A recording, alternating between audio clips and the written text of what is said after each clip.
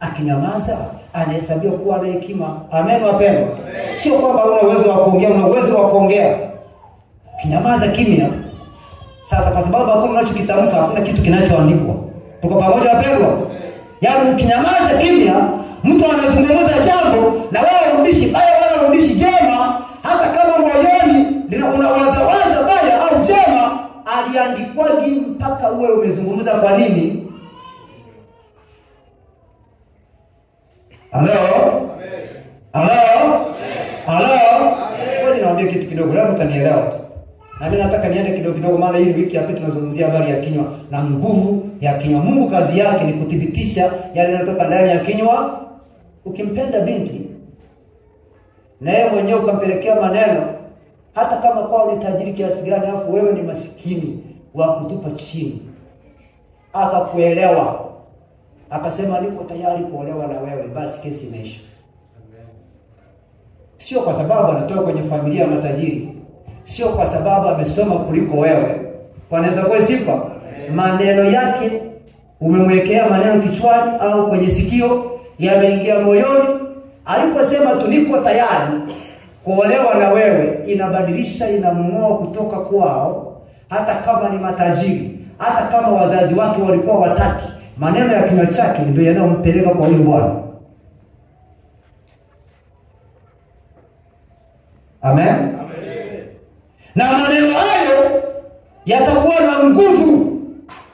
Hata kama ataamua kwenda kulala chini pale, ataona ni sawa. Hata kama kwao kuna ghorofa. Maneno. Amen. Kuna nguvu ya ziada inayokuja nyuma ya maneno yetu. Mwambie jirani yako, ile unayotamka nyuma yake kuna nguvu inakuja nyuma ya hayo maneno ambayo huyaoni kwa macho yako na nyama, kutenda katikati ya maisha yako. Haleluya. Ndio maana tunahitaji neema ya Mungu hata kwenye vinywa vyetu.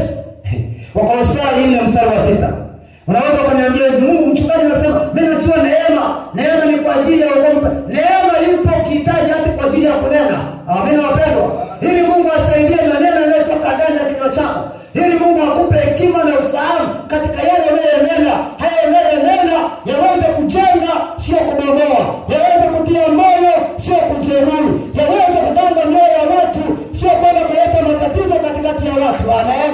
Yaweze kuponya jeraha za watu, sio kuongeza matatizo katikati ya watu. Haleluya wapendwa.